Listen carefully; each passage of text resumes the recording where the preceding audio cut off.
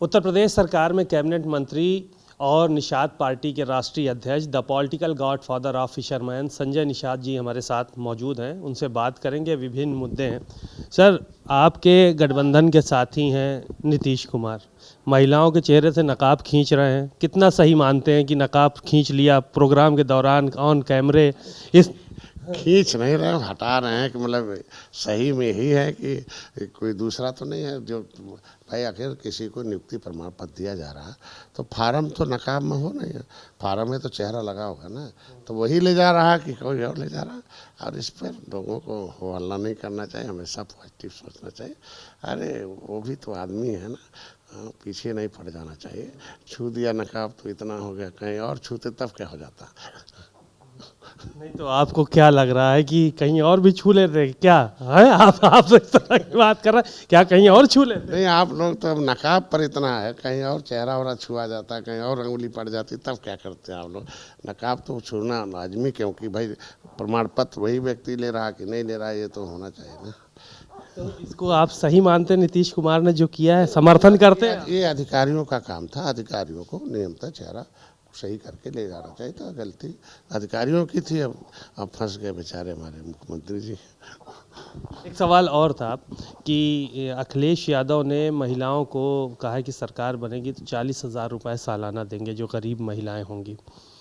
उनके इस बयान को क्या 2027 के चुनाव से जोड़कर देखा जाना चाहिए? क्या ये उनका जो दांव है 2027 में चल पाएगा? आपको क्या लगता है? नहीं, ये नहीं कहा ना, ये कहा हम 40,000 महिलाओं को देंगे। कैसे देंगे? पैकेट में देंगे, चेक से देंगे, कि नीति बना के देंगे, कोई पॉलिसी बनाएंगे, वादा कर रहे हैं? ये स्पष्ट नहीं किया ना उन्होंने। अरे 10,000 रुपये जो वहाँ दिया गया वो एक व्यवसाय के दृष्टिकोण से पॉलिसी बना के तो कहना चाहिए कि भाई हमने रहते हुए महिलाओं के लिए कुछ नहीं कर पाए, अब अवसर मिलेगा तो फिर करेंगे। ये कहें तो ठीक रहेगा, चूँकि उससे पहले सत्ता में रहे। इसके साथ ही जो इंडिया गठबंधन के लोग हैं, उमर अब्दुल्ला हों और भी पार्टियां हैं, वो अब वोट चोरी के जो मुद्दे हैं उसको लेकर अलग थलग नज़र आ रही हैं। कह रही हैं ये कांग्रेस का मुद्दा है, उनका मुद्दा नहीं।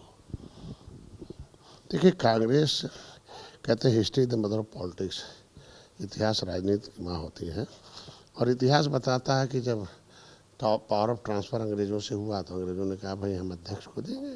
और अध्यक्ष का जब चुनाव कांग्रेस में हुआ तो पटेल को कितना वोट मिला था और नेहरू को कितना वोट मिला था?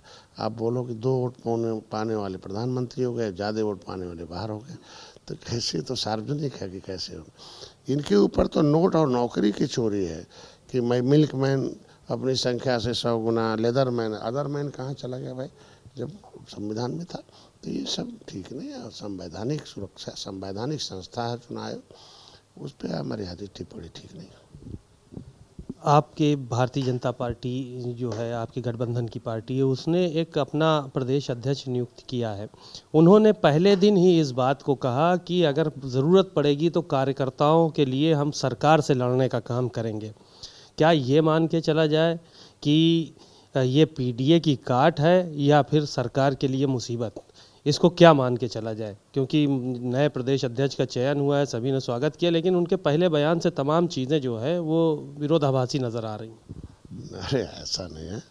उन्होंने कहा मैं कार्यकर्ता रीढ़ की हड्डी होता है, कार्यालय कोष कार्यकर्ता ये पार्टी का मंत्र है। तो कार्यकर्ता के साथ खड़ा रहना, उसके लिए लड़ने का मतलब ये हुआ कि कुछ अधिकारी कर्मचारी एक ऐसे हैं कि जो पिछली सरकारों से प्रेरित हैं और जिसकी वजह से आ जाते हैं, लेकिन वो जो है ऐसा काम करते हैं जिससे कि वोट खराब हो जाए, कार्यकर्ता नाराज़ हो जाए। तो ऐसी स्थितियों में उन्होंने कहा कि मतलब हम कार्यकर्ता के साथ खड़ेंगे और ज़रूरत पड़ेगा तो लड़ेंगे और कुछ नहीं। और उतना अनुभवी व्यक्ति, हमको लगता है 7 बार के सांसद हैं, तो किसी भी जो अध्यक्ष होता है एक ड्राइवर जमाना, और ड्राइवर का मतलब होता है कि रोड और लोड को ध्यान में रखते हुए अपने व्हीकल्स को लक्ष्य तक पहुँचाएगा। तो हमको लगता है कि एक अनुभवी व्यक्ति की ज़रूरत है और अनुभवी में जो है चौधरी साहब फिट बैठे, इसलिए भारतीय जनता पार्टी उन्हें लाई है। और पिछड़ों के नेता हैं, लंबे समय से है, ये भी मानना है, इसमें गुरेज नहीं। और पिछड़ों को भी एक आवाज़ चाहिए जिसकी वजह से उनको लाया गया। धनंजय सिंह है जौनपुर के सपूर्व सांसद रहे, बाहुबली कहे जाते हैं।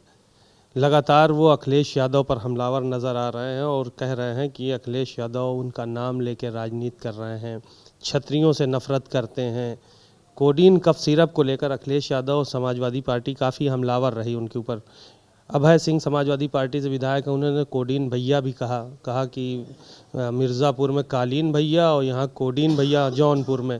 इस तरह की बातें जो निकल कर सामने आई, हालांकि सफाई दे रहे हैं, वो अपनी बातें रख रहे हैं। उनके जो बयानात आ रहे हैं उनको कैसे देखते हैं? जिस मामले में लोकतंत्र में देश अधिनियम और अधिसूचना से चलता है और देश संविधान से चलता है, यहाँ किसी के बयान से देश नहीं चलता है। तो जो संविधान से देश चलता है तो संवैधानिक प्रक्रिया है, जो गलत किया रहेगा, गैर कानूनी होगा, उसको सज़ा मिलेगी। और जिसमें खुद सेंटर सारी जांच एजेंसियां जिसमें लगी हैं, तो जब तक जांच सामने न आ जाए और न्यायालय से किसी को दोषी न कर दिया जाए, तब तक उस पर कोई बयान देना हमको लगता है कि राजनीतिक रूप से अच्छा नहीं रहता। किसी के खिलाफ भी कभी आरोप लग सकता है, किसी के खिलाफ भी कुछ हो सकता है। आरोप लगाना बहुत आसान है, उसे सिद्ध करना बड़ा कठिन होता है। तो सिद्ध करने के लिए एक आप देखते होंगे कि जनता समय आने पर उसको बटन से सिद्ध कर देती है। तो इसीलिए राजनेताओं को इस तरह के मामले में बचना चाहिए। धन्यवाद। आपने सुना संजय निषाद जी को, बहुत सारी उन्होंने बातें कहीं, अपनी राय रखी और नीतीश कुमार को लेकर उन्होंने साफ किया कि ये अधिकारियों का काम था जो नीतीश कुमार ने किया। कैमरामैन मेहदी हसन के साथ सीमाब नकवी, भारत समाचार, लखनऊ।